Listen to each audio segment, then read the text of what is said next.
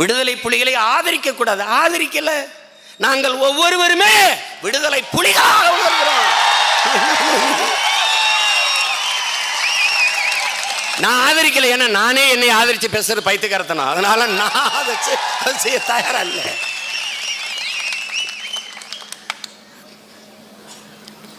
அரசியல் பேசக்கூடாது. அப்ப அரிசி வியாபாரம் என்ன?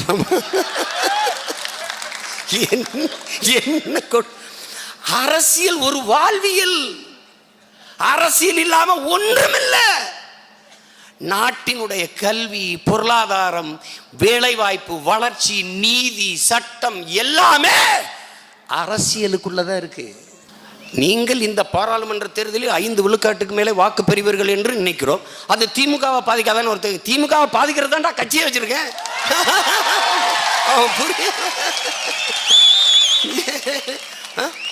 பிஜேபி வளர்வதை கடுமையாக எதிர்க்கல. வளரக்கூடாதுன்னு நினைக்கிறான், எதிர்க்கிறான். அவன் என்னையே வளரக்கூடாதுன்னு நினைக்கிறான். அதனால தொலைக்காட்சியில் காட்ட விட மாட்டான், பத்திரிக்கையில் போட விட மாட்டான், கூட்டம் நடத்த விட மாட்டான், கொடிமரத்தை ஏற்ற விட மாட்டான். நீ என்ன காரணத்திற்காக என்னை வளர விடக்கூடாது என்று நினைக்கிறாயோ அதே காரணத்துக்காக தான் நான் வளர்ந்தே தீரணும்னு நினைக்கிறேன். நான் எல்லாவற்றையும் பறி கொடுத்துட்டு நிற்கிற ஆளு, நீ எல்லாத்தையும் என்கிட்ட இருந்து பறிச்சுக்கிட்டு நிற்கிற ஆளு. உனக்கு எனக்கும் சண்டை நடக்குது. இங்கே ஒரு கற்பிதம் இருக்கு, ஆரியம் திராவிடம். இதுவே ஒரு அம்பக்கு, அட்ட புழுகு, ஆகாச புழுகுது. பன்னெடுங்காலமாக பல ஆயிரம் ஆண்டுகளாக சண்டை என்பது ஆரியத்திற்கும் தமிழியத்திற்கும் தான் நடந்திருக்குது. இது தமிழ் இளம் தலைமுறை நன்கு உணர்ந்துக்கணும். இங்கே திராவிடம்னு பேசுறது, திராவிடத்தில் இருந்தால் தமிழ் தேசியம் வருது. எங்கள் ஐயா மணியரசன், தமிழ் தேச அரசியலுடைய பேராசான் ஐயா மணியரசன் சொன்னது போல, பாட்டிக்கு பேத்தி பிறந்திருக்குங்கிறது சரி, பேட்டிக்கு பாட்டி பிறந்திருக்குங்கிறது எப்படி இருக்கிறது? தமிழர்கள் தான் நாங்கள் வாழ்ந்துகிட்டு இருந்தோம். ஆரியர்கள் வருகைக்கு பிறகு ஆரிய மொழியான சமஸ்கிருதத்தோடு தமிழ் கலந்து பேசணும். எப்படி பேசணும்? சோறு இருந்துச்சு, சோறு தூய தமிழ் சொல், அதை விட்டுட்டு சாதம்னு பேசணும். கருவி இருந்துச்சு, அதை விட்டுட்டு ஆயுதம்னு பேசணும். மகிழ்ச்சி இருந்துச்சு, அதை விட்டு சந்தோஷம்னு பேசணும். மிளகு சாறு இருந்துச்சு, அதை விட்டு ரசம்னு பேசணும். வணக்கம் இருந்துச்சு, அதை விட்டு நமஸ்காரம்னு பேசணும். அப்படி மெதுவா பிரிஞ்சோம். 1800 ஆண்டுகளுக்கு முன்னாடி என் தாய்மொழி தமிழ் சமஸ்கிருதத்தை மென்னு உமிழ்ந்த மொழிகள் தான் தெலுங்கு, கன்னடம், துளு, மலையாளம் எல்லாம். நான் தாண்டா ஆதிக்குடி. ஆதி பாட்டன் சிவனும் நான் தான், ஆதிக்குடி தமிழ் குடியும் நான் தான். மற்ற மொழிகள் எல்லாம் மனிதன் பேசியது, என் மொழிதான் இறைவன் பேசிய மொழி. இறைவன் பேசிய மொழி, பேசி வளர்த்த மொழி என் மொழி தான். நீருஷோ ஏமி சொன்னாரோ, அதிகாரம் சொன்னாரோ, இனம் அழிஞ்சினாரோ, அதெல்லாம் ஒருத்தன் கேட்கல. ரெட்டியார் மாநாட்டில் அங்கிட்டு இருக்க ஐயா KKSSR, இங்கிட்டு இருக்க நேரவர்களும் பங்கேற்கும் போது சுபவீரபாண்டியன் ஒன்றும் எழுதலை, பெறல சுலுக்கா. என்னது என்னது?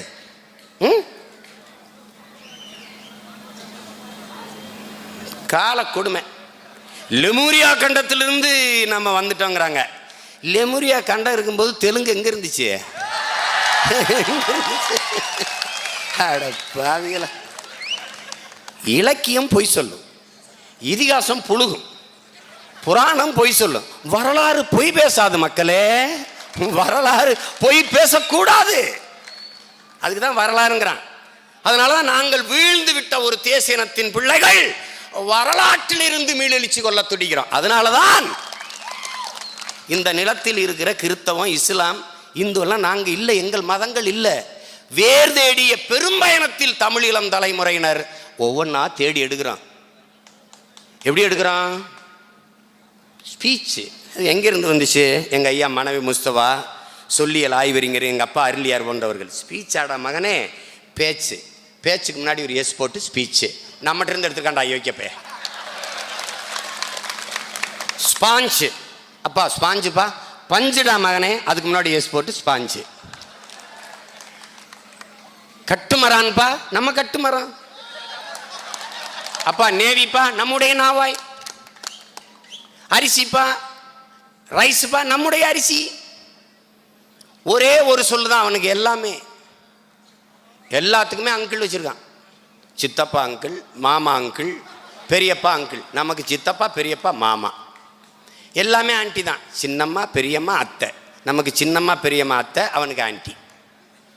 இந்த ஆன்டி இண்டியன் இல்லது, அது வேற ஆண்டி அது அவனுக்கு. நமக்கு சோறு, நெல், அரிசி 3 சொல்லிருக்கா.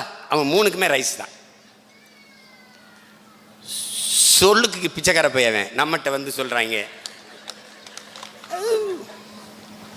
ஆந்திர வருடப்பிறப்புக்கு, தெலுங்கு வருடப்பிறப்புக்கு, கன்னட வருடப்பிறப்புக்கு, ஓணத்துக்கு, அதுக்கெல்லாம் எதுக்கு விடுமுறை? சரி விடுமுறை விட்டா சரி. என்னுடைய தேசிய பண்டிகையான பொங்கலுக்கு கர்நாடகாவில், ஆந்திராவில், கேரளாவில் பேசி கேட்டு விடுமுறை வாங்கி கொடுத்தியா? பொது விடுமுறை. கர்நாடகாவில் 1.25 கோடி தமிழன் அங்கே இருக்கமே, எங்களுக்கு பொது விடுமுறை வாங்கி கொடுத்தியா? குருநானக்கு பிறந்ததுக்கு விடுமுறை விட்டா, மகாவீர் ஜெயந்திக்கு விடுமுறை விட்டா, எங்கள் மூதாதை தமிழ் மறைவன் வள்ளுவ பெருந்தகைக்கு எந்த மாநிலத்தாவது பொது விடுமுறை வாங்கி கொடுத்தியா? என்ன சமூக நீதி பேசிட்டாள நீ? சமூக நீதி பேசுன 10 விழுக்காடு பொருளாதார அடிப்படையில் இடஒதுக்கீடு வாயில பிளாஸ்டிக் ஒட்டி படுத்துக்கிட்டா? திராவிட முன்னேற்ற கழகம் பேசுது, நீதிமன்றத்தில் போய் பார்த்துக்கிறோம். அப்ப கொடநாட்டு கொலை வழக்கு எதுக்கு ஆளுநர் மாளிகை முற்றுகிட்ட? அது நீதிமன்றத்தில் பார்க்க வேண்டியதானே? எல்லாத்துக்கும் நீதிமன்றம் போ, ரோட்ல இறங்கி போராடாத, கொண்டு விடுவோம். என்ன வேலை, என்ன வேலை இது? எவ்வளவு பெரிய மாற்று? பாராளுமன்றத்தில் எதிர்த்து பேசுனீங்களே, ஏன் எதிர்த்து வாக்களிக்கல? ஏன் இறங்கி போன? என்ன அவசரமா அதுவும்? அதுக்கு போன ஒரு கூட்டு திட்டம், கூட்டு திட்டம். இந்தியம் என்பது நம் பகையாளி, திராவிடம் என்பது அவன் பங்காளி. இதை நல்லா விளங்கணும். இதை நான் சொன்னா கூட நீ நம்ப மாட்ட. தெய்வ திருமகன் எங்க ஐயா பசுமன் முத்துராமலிங்கத்தவர் சொல்றாரு, ஆரியம் திராவிடம் என்பது வெவ்வேறு அல்ல, வெவ்வேறு அல்ல. ஒரு நாள் எப்படி சொல்றாரு? ஒரு நாள் கைகுலுக்கி கட்டி பிடிச்சு சங்கமிப்பார்கள் என்று சொல்ற.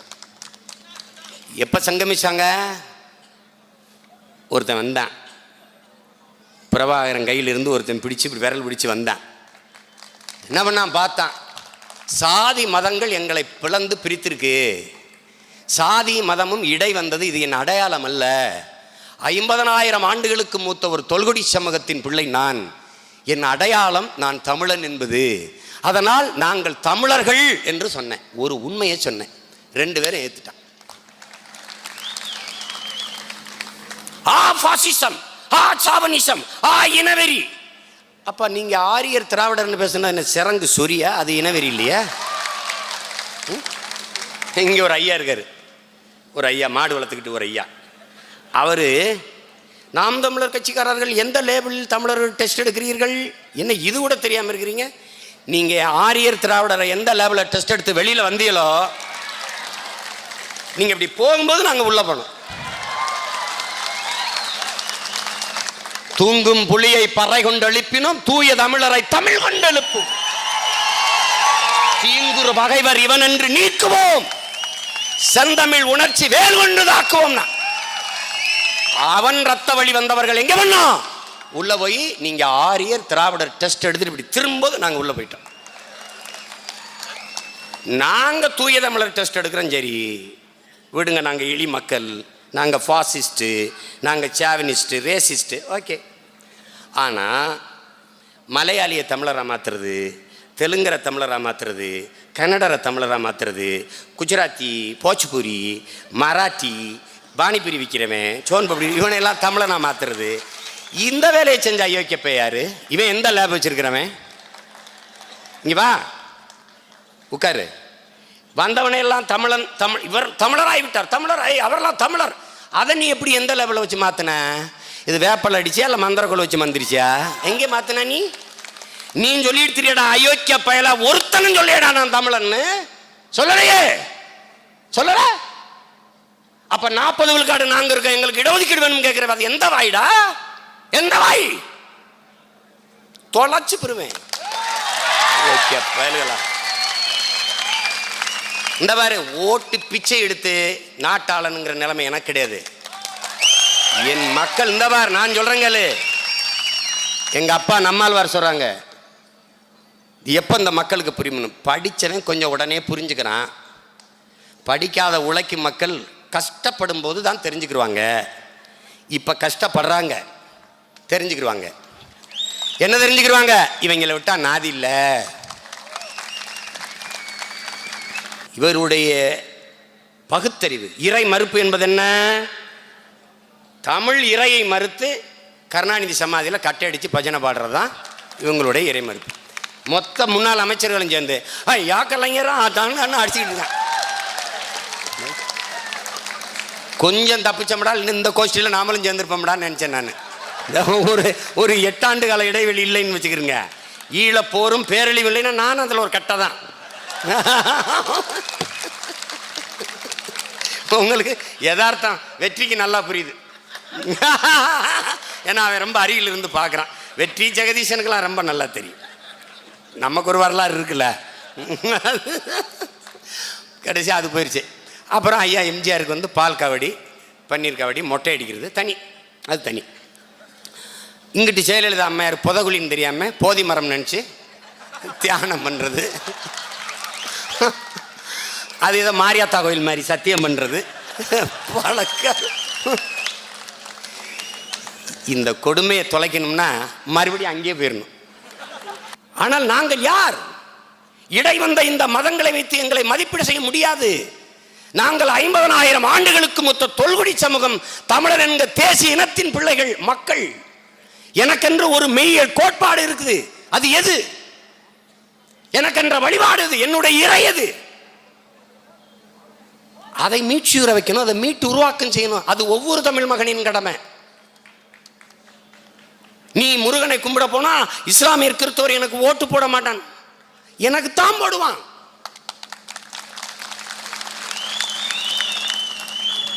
எனக்கு தான் போடுவான். ஏன்னா இஸ்லாமியனும் கிறிஸ்தவனும் சிறுபான்மை என்பது பொய்.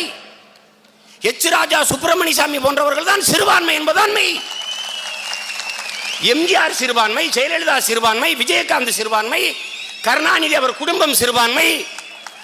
தமிழர்கள் நாங்கள் பெரும்பான்மை தேசியத்தின் மக்கள்.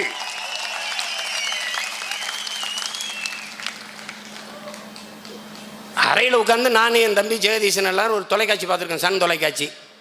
அதில் விகடன் விருது வழங்கும் விழா. புரட்சி தளபதி கீவ விடுதலைக்கு போராடியவர், அடுத்து பொலிவிய விடுதலைக்கு போராட போகிறவர், காங்கோ விடுதலைக்கு போராட தயாராக இருக்கிறவர் விஷால் அவர்கள் வர்றாங்க. ஒரு சல்லி செல்லா காசு இருக்கு, சல்லி காசு இருக்கு. அந்த காசு சொல்லுது, வருங்கால முதல்வர் வருகன். எந்த நாட்டுக்கு? உங்க வீட்டுக்கா இல்லை எந்த நாட்டுக்கு? எந்த நாட்டுக்கு முதலமைச்சர்? ஏண்டா எங்களெல்லாம் பார்த்தா எப்படா தெரியுது? நெத்தியில் எழுதி ஒட்டிருக்காடா, கேனப்பையில் வெளி ஒட்டிருக்கா? தம்பி, இந்த சேட்டைகளெல்லாம் வேற காலம் மலையேறி போச்சு தம்பி. தமிழர் இன வரலாறு பிரபாகரனுக்கு முன்பு, பிரபாகரனுக்கு பின்பு என்றுதான் எழுதப்படும். தமிழர் இன வரலாறு நாம் தமிழர் கட்சிக்கு முன்பு, நாம் தமிழர் கட்சிக்கு பின்பு என்றுதான் எழுதப்படும். வரலாறு பிரபாகரனுக்கு முன்பு பின்பு. தமிழர் இன அரசியல் வரலாறு இனிமேல் நாம் தமிழர் கட்சிக்கு முன்பு பின்பு என்பதால் எழுதப்படும். இந்த ஆட்டம், இந்த நக்கல், நையாண்டி கனவுல வேணா நீ எங்களை ஆள்ற மாதிரி கனவு கூட காணக்கூடாது ராஜா. எங்களை ஆள்ற மாதிரி கனவு கூட காணக்கூடாது. அது வேற. பிரகாஷ்ராஜ் இருக்கான் பாருங்க, நம்ம மாப்பிள்ள. நான் மாப்பிள்ளைன்னு நான் சொல்லுவேன். ஏன்னா என் தங்கச்சி லலிதாவை திருமணம் பண்ணியிருந்தார். அப்போ இருந்தே நான் மாப்பிள்ளைன்னு தான் சொல்லுவேன். ரொம்ப அன்பானவன், ரொம்ப சிறந்த மனிதநேயவாதி, பெரிய அறிஞர், சிறந்த கலைஞர். இடையில தடுமாற்றம் இருந்துச்சு. சீமான் சொல்கிறது அதெல்லாம் எப்படி சரின்னு தெளிந்து உணர்ந்து சொல்லிட்டான். சீமான் சொல்கிறதான் சரின்னு. இதை ஒரு நாள் பெருமதிப்பிற்குரிய, போற்றுதற்குரிய, ஆக சிறந்த நடிகர் ஐயா ரஜினிகாந்த் சொல்லணும் அப்படிங்கிறதா எங்கள் எதிர்பார்ப்பு. நீங்க சொல்லுவீங்க, வர்றதுக்கு முன்னாடி சொல்லுவீங்க, இல்லைன்னா வந்து சொல்லுவீங்க. அம்புட்டு படுத்து வாங்கிவீங்க உங்களை.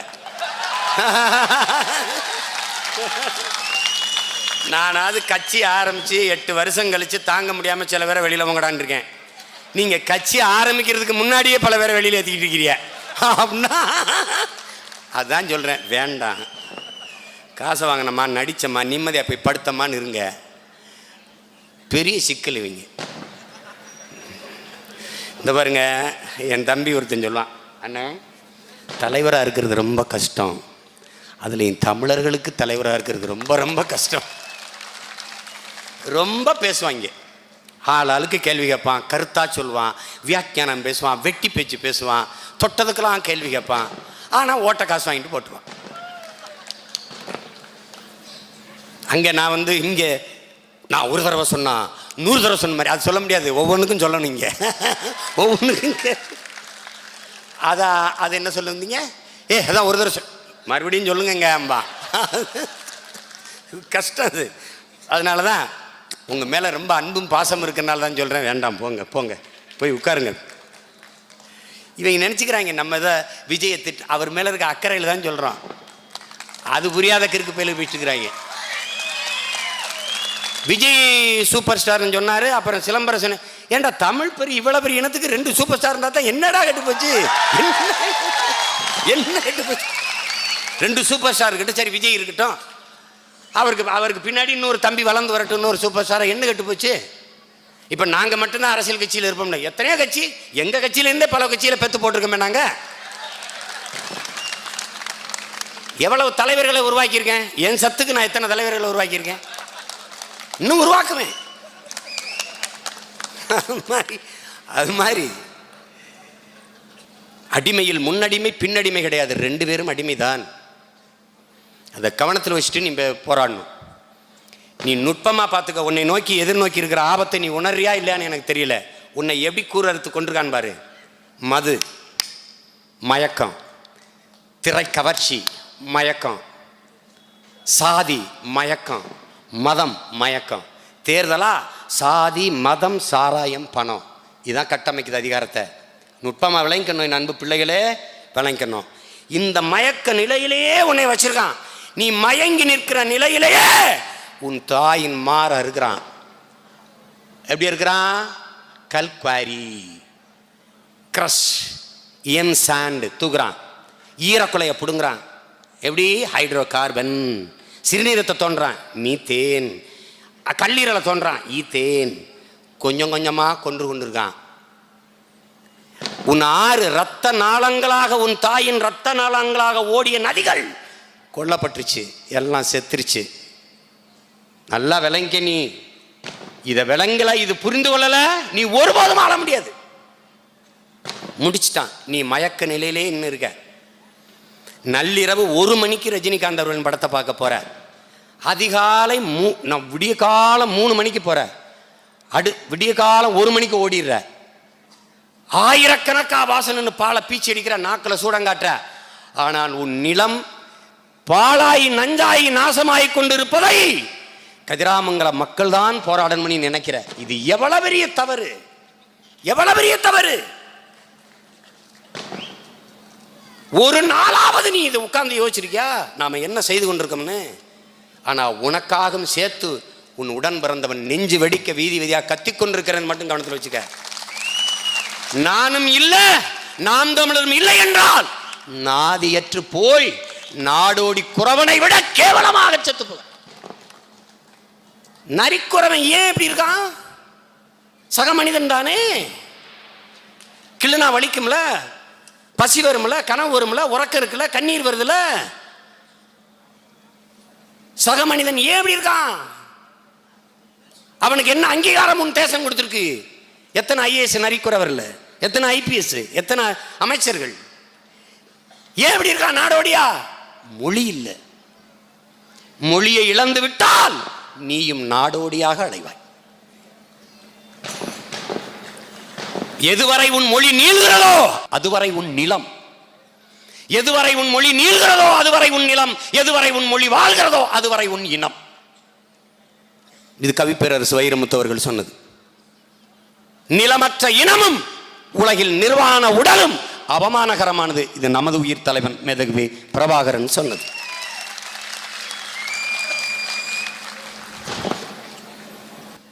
இங்க வந்தவனெல்லாம் ஒத்தையா வர்றவன்லாம் நான் தமிழன் இல்லைனால் வேற யார் தமிழன்? அப்புறம் கொஞ்ச நேரம் கழிச்சு பிறமொழி பேசுகிறவர் இங்க 40 விழுக்காடு இருக்கும். டேய், முதல்ல நான் தமிழனா வேற யாருன்னு சொன்னது வாடகை நாக்காடா.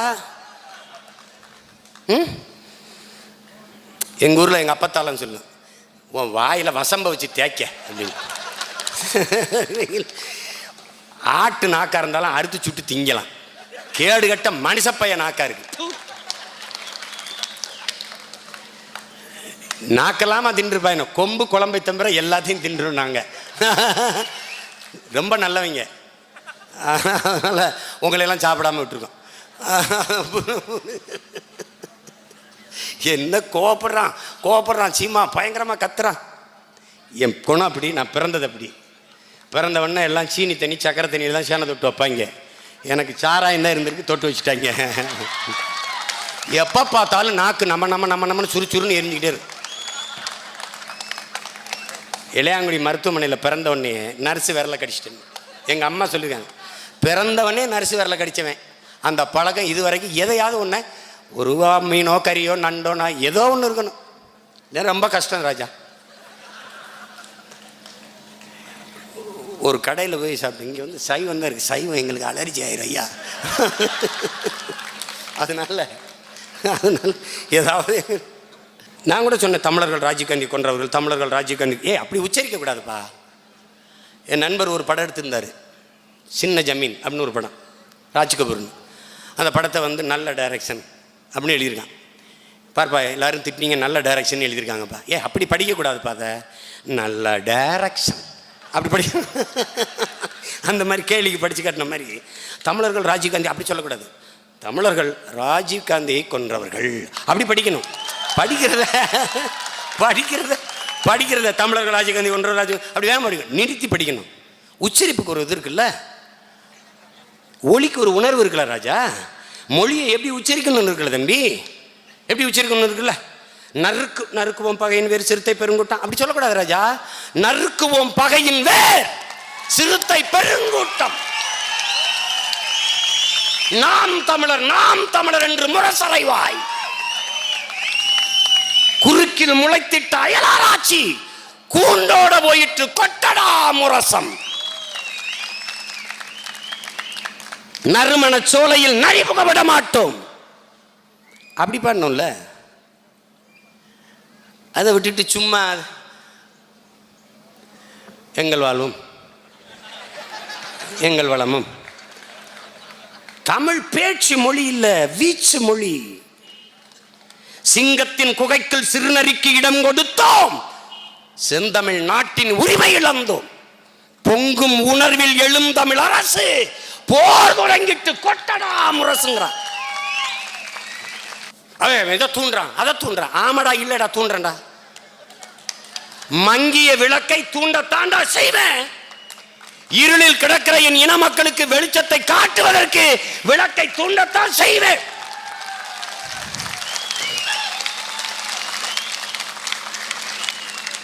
இதேதான் நடக்கும். வந்தேரி சிங்கள நம்மளை அடிச்சு வரணும், நாடற்றவனாகணும். அந்த நிலத்தின் பூர்வீக மக்களை, இலங்கை ஆண்டவன் லங்கேஸ்வரன் என் மூதாதை ராவணன் தானடா. ஆரிய பகை, இந்திய தமிழர் பகை இன்னைக்கு வரைக்கும் இருக்குல்லடா.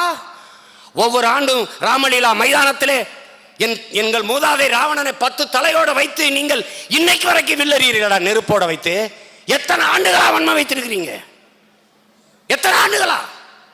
இத்தனை திராவிட கட்சிகள் மேல ஆதிக்கத்தை அதிகாரத்தில் இருக்கும்போது ஒரு தடவை இது எங்கள் தன்மானத்துக்கு செய்யாதீர்கள் ஏன் முறையிடல? அதற்கு எதிராக மாற்று ஒரு கலாச்சாரத்தை, பண்பாட்டு எழுச்சியை ஏன் செய்யல? அவர் ராமலீலா நடத்தினா நீ ராவண பெருவிழா விட்டு வேல் வீச வேண்டியதானே, வால் வீச வேண்டிய ஏன் செய்யல? 10 தலை என்பதை இவர்கள் ஏற்கிறார்களா? பகுத்தறிவு பெருந்திலகங்கள், திராவிட திருவாளர்கள். உங்களுக்கு தெரியாதா? கலை 10 தலை சிறந்தவன், பிசை 8 புகழ் கொண்டவன். இதனால என் பாட்டனுக்கு பெருமை. கலை 10 தலை சிறந்தவன். கட்டிடக்கலை, ஓவியக்கலை, இசைக்கலை, ஆடல் கலை, சமையல் கலை, சோதிடக்கலை, எல்லாத்திலையும் தலை சிறந்த ஒருவனை கலைபத்தை தலைபத்தாக காட்டி ஒரு பரதேசி நாய்கள் 10 தலையோட எவனா பிறக்க முடியுமாடா? நீனு உங்க அம்மா மாடா பிரசவம் பார்த்தீங்க? தொலைக்காட்சியை திருப்பும் போது 10 தலையோட வந்து பலே ராவணா இந்த பர்பஸையை போட்டு தேய்த்தால், பர்பஸை விளம்பரத்தில் காட்டுறாண்டா. அழிச்சிட்டான், உன் பண்பாட்டை சிதைச்சு அழிச்சிட்டான். நான் உயிராக நினைக்கிற என் தமிழ், எனக்கு உயிர் தந்த என் தாய், உயிருக்கு மேலாக நேசிக்கிற என் தலைவன், எல்லாருமே ஆணையிட்டு சொல்றேன். வந்து உட்கார்ந்த பிறகு நான் ஒண்ணுமே செய்வேன், அதுவா நடக்கும்.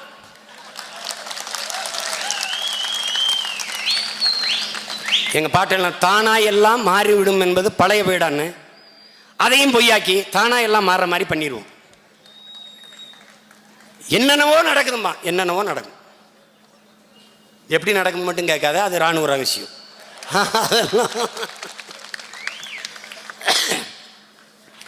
சிந்திக்காம பேசாத, சிந்திக்கிறது எல்லாத்தையும் பேசிடாதேன்றான். அதனால கவனத்தில் வச்சுக்க ராஜா. கொஞ்ச நாள்ல உன்னை அடிச்சு விரட்டுவான் ராஜா. தலைவர் என்ன கற்பிக்கிறாரு? வீழ்வதல்ல தோல்வி, வீழ்ந்தே கிடப்பதுதான் தோல்வி. குத்துச்சண்டையில் ராஜா, குத்துச்சண்டையில் ஐயா, குத்தி விழுந்தவன தோத்துட்டான்னு சொல்றது இல்லை ராஜா.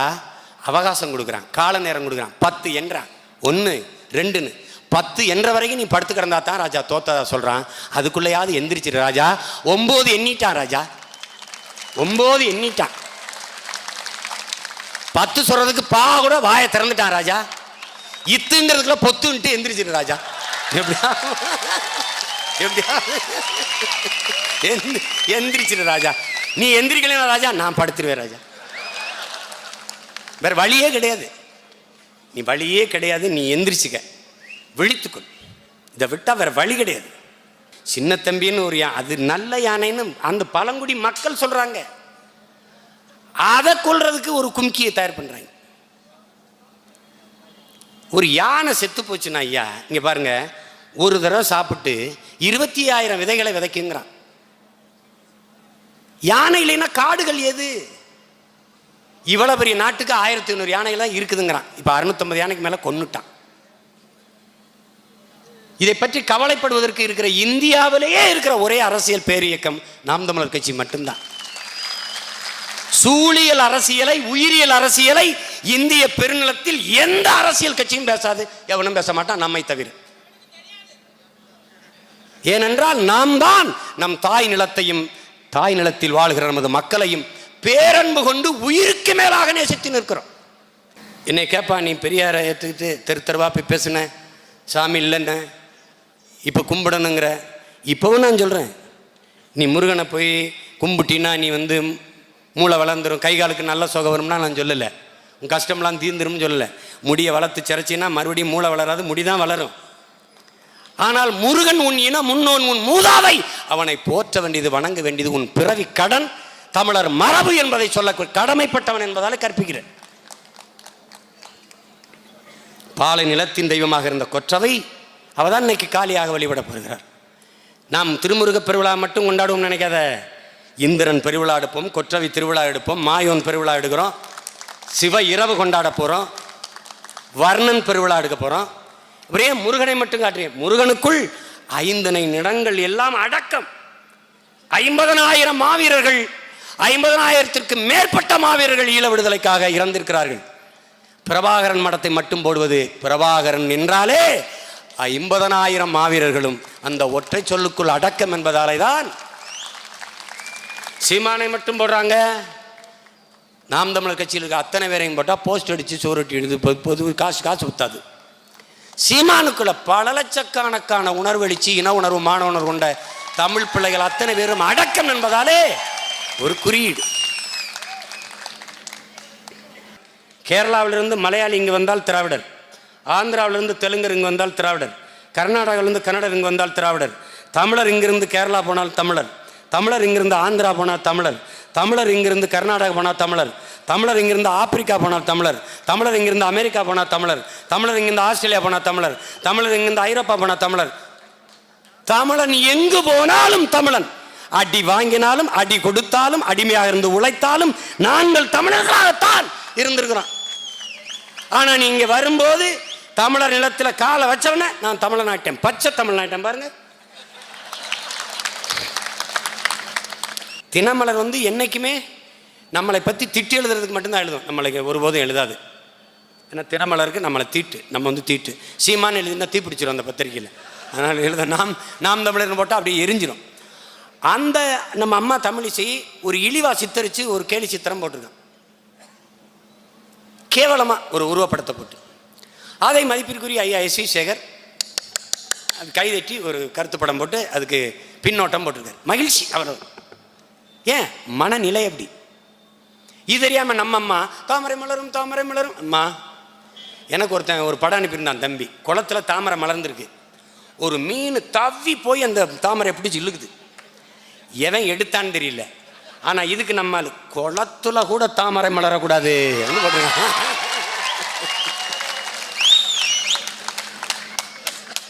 எப்படி எப்படி போட்டுருக்க. சரி, பிஜேபி ஒன்றும் இல்லைன்னு எல்லாருக்கும் தெரியும். ஆனால் இவங்க என்ன ஒன்றா தெரியுமில்ல, பிஜேபி வீழ்த்துறதுக்கு எல்லாரும் ஓடியாங்க, புலி வருது நான் கீழே படுத்துக்கிறேன் எல்லாரும் என் மேலே படுங்கிறாங்கல்ல, அதான் திமுக. எல்லாரும் ஓடியாங்க இவங்களை காலி பண்ணிடணும் அப்படின்னு. படுத்து கிடந்த புலியை கல்லெடு தெரிஞ்சு எழுப்பி விட்டது யாரு? இவங்க தான்.